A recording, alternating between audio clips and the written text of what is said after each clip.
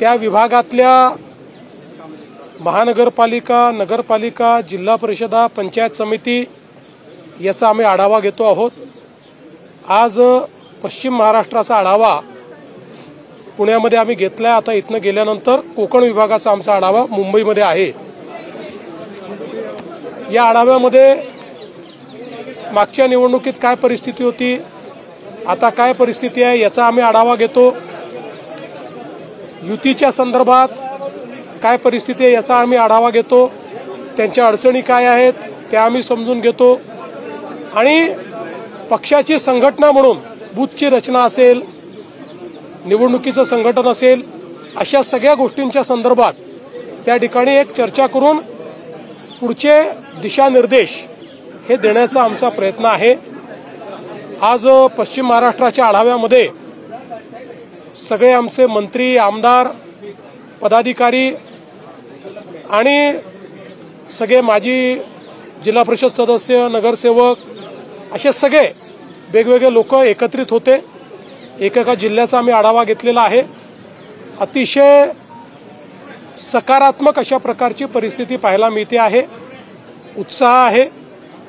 युतीच्या संदर्भात देखील आम्ही अगदी स्पष्ट निर्देश दिले आहेत की त्याचे अधिकार आम्ही हे सगळे खाली आमच्या जिल्ह्यांना दिलेले आहेत आणि सांगितलं आहे की जिथे शक्य असेल त्या प्रत्येक ठिकाणी युती प्रयत्न केला पाहिजे। काही ठिकाणी शक्य देखील होणार नाही, त्या ठिकाणी आम्ही स्वतंत्रपणे लढू, पण कुठे स्वतंत्रपणे लढलो तरी मित्रपक्षावर टोकाची टीका करायची नाही, अशा प्रकारचेही आम्ही त्या ठिकाणी निर्देश दिलेले आहेत। त्यामुळे त्या ठिकाणच्या परिस्थितीप्रमाणे ते आमचे जे युनिट्स आहेत ते चर्चा करतायत, युती ठरवतायत, काही ठिकाणी ती होते देखील आहे। त्यामुळे तो निर्णय आता खालच्या स्तरावर हा योग्य पद्धतीनं होईल असा मला विश्वास आहे। देवेंद्रजी, आता रवींद्र चव्हाण यांची नियुक्ती होऊन बरेच महिने झालेले आहेत तरी त्यांची कार्यकारिणी काही जाहीर होऊ शकली नाहीये, नेमक्या काय अडचणी येतात? काही अडचणी नाही, मला असं वाटतं कधी पुढच्या 8-10 दिवसात ती जाहीर होईल।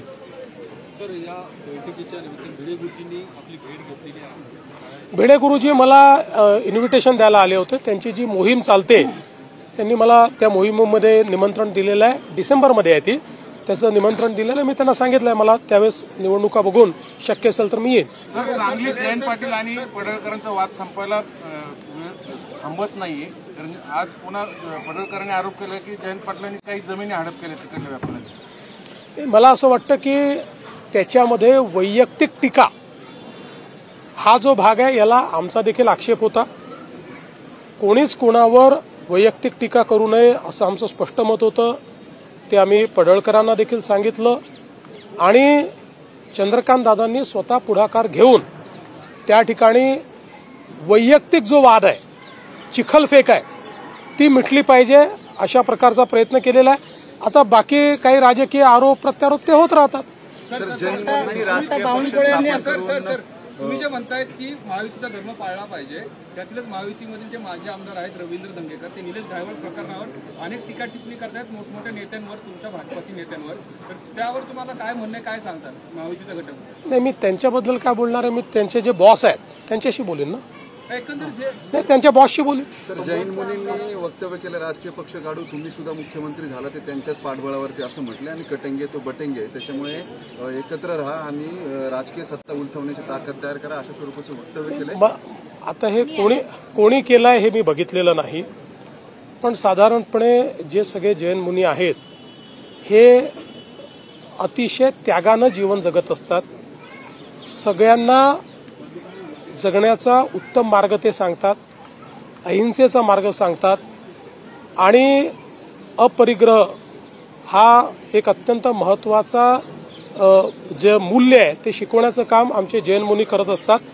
त्यांच्याबद्दल नितांत आदर आम्हाला आहे आणि साधारणपणे जे जैन मुनी आहेत ते ज्या प्रकारे त्या ठिकाणी चांगला मार्ग सांगतात त्या मार्गावर चालण्याचा आम्ही प्रयत्न करतो। बाकी आता कोणी काही बोललं असेल तर मला त्याची माहिती नाही, त्यामुळे मी त्याच्यावर बोलू शकणार नाही। मराठवाड्यातल्या शेतकऱ्यांना मदत जाहीर झालेली आहे, ती नेमकी कधीपर्यंत मिळणार आहे? आता तातडीची काही गरज आवश्यक आहे त्या संदर्भात? मदत मिळणं सुरू झालेलं आहे। आम्ही आता त्या संदर्भात निधीची जी काही आवश्यकता होती त्याचा पहिला टप्पा ऑलरेडी दिलेला आहे, दुसरा टप्पा देखील तात्काळ आम्ही देतो आहोत। आमचा प्रयत्न आहे दिवाळीपूर्वी जितके जास्तीत जास्त देता येईल तेवढे आम्ही देऊ. कदाचित काही दिवाळीच्या दरम्यान किंवा त्यानंतरही मिळेल, पण जास्तीत जास्त दिवाळीपूर्वी देण्याचा प्रयत्न करू. आज उद्धवजींनी तिकडे हंबरडा मोर्चा काढून बऱ्यापैकी पुन्हा एकदा सरकारवर टीका केली. आमचं लक्ष असेल, मदत नाही मिळालं तर आम्ही पुन्हा रस्त्यावर उतरू. चला, हे त्यांनी म्हटलं मला मान्य आहे, फार चांगलं आहे, हे विरोधी पक्षाचं काम आहे. भाई याचा अर्थ मदत मिळणार आहे याच्यावर त्यांचा विश्वास आहे. आम्ही जी मदत केली ती पण त्यांना मान्य आहे. आता त्यांचं म्हणणं एवढंच आहे की जर नाही मिळाली तर रस्त्यावर उतरू. आम्ही उद्धवजीला रस्त्यावर उतरू देणार नाही, आम्ही मदत नीट देऊ. आता महापालिका निवडणुकीच्या पार्श्वभूमीवर मोठ्या प्रमाणात भाजपमध्ये इन्कमिंग व्हायची चर्चा सुरू आहे. पक्षामध्ये ऑलरेडी भरपूर कार्यकर्ते झाले, बाहेरच्या नको अशा मतप्रवाह आहे. पुण्यामध्ये देखील ती अशी अवस्था. आगामी काळात भाजपची काय भूमिका असणार आहे?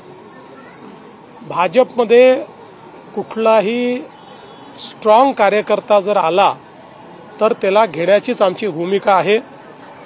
साधारणपणे भाजपमध्ये जे आमचे कार्यकर्ते आहेत ते लोकांना अकोमोडेट करतात, त्यामुळे भाजप मोठा झालेला आहे. एखाद्या वेळी एखाद्या ठिकाणी काही नाराजी पण येते, त्यावेळी आम्ही लोकांना समजवतो आणि ते समजतात. ज्याला राज ठाकरे आणि महेश मांजरेकर येणार होते, मी त्यांना फोन करून सकाळीच कळवलं होतं. कारण ज्यावेळी 5 वाजताचा कार्यक्रम होता आणि ज्यावेळी सगळी आमची रचना मी बघितली त्यावेळी माझ्या लक्षात आलं की मी काही मुंबईत पोहोचू शकत नाही. त्यामुळे मी सकाळीच त्यांना फोन करून कळवलं. त्यामुळे माझ्याकरता ते वेगळा दाखवणार आहेत. सर, एक शेवटचा घायवळचा प्रश्न. गेले आठवडाभर राज्यात घायवळ प्रकरण गाजतंय. गृहराज्यमंत्री तुमच्या अडचणीत आले, तर त्याच्यानंतर तुमच्या भेटीगाठी झाल्या, तुमच्या एका मंत्र्याचं नाव येतंय किंवा विधान परिषदेचे अध्यक्ष जे आहेत त्यांच्यावरती आरोप झाले की त्यांच्या सोयीने हे सगळे चालू. व्हिडिओ समोर आले बरेच सगळ्या नेत्यांचे. तुम्ही मुख्यमंत्री म्हणून याच्या संदर्भामध्ये नेमकी काय कमेंट कराल? काही निर्णायक भूमिका घेणार आहात की वादावर पडदा टाकणार आहात? पहिली गोष्ट तर अशी आहे की या प्रकरणाची सुरुवात कुठे होते हे आपण लक्षात घेतलं पाहिजे. आणि ती सुरुवात आज सिद्धार्थ शिरोळे यांनी जी प्रेस कॉन्फरन्स घेतली आहे त्यात आपल्या लक्षात आली असेल की याची सुरुवात ही आहे की एक पासपोर्ट मिळवण्याकरता त्यांनी अहिल्यानगर जिल्ह्यामध्ये ॲप्लिकेशन केली आणि त्यावेळी तेव्हाच्या नेत्यांच्या राजकीय दबावापोटी त्यांना पूर्णपणे क्लीन चिट पोलिसांनी दिली आणि अहवाल सादर केला की यांच्यावर कुठलाही गुन्हा नाही. ते तिथे राहत नसताना असा अहवाल यायला हवा होता की हा व्यक्ती इथे राहत नाही, ते अहवालात कुठेही मेन्शन केलं नाही आणि त्यामुळे हा पासपोर्ट त्यांना मिळाला आणि ते पळून जाऊ शकले. तेव्हा कोणाचा दबाव होता, निवडणुकीत त्यांनी कोणाचं काम केलं होतं, कोणाचा आशीर्वाद होता, या सगळ्या गोष्टी देखील समोर आल्या पाहिजेत. माझं मत अतिशय स्पष्ट आहे. अशा प्रकारची जी प्रवृत्ती आहे त्याला दुसरा पक्ष असो का आमचा पक्ष असो कोणीही त्याला थारा देता कामा नये. अशा प्रकारच्या प्रवृत्तीवर कारवाई केलीच जाईल आणि त्यांना पासपोर्ट देण्याकरता ज्यांनी त्या ठिकाणी दबाव टाकून अशा प्रकारचा पूर्णपणे चुकीचा अहवाल त्या ठिकाणी सादर केला त्यांचीही चौकशी केली जाईल. जैन धर्मगुरू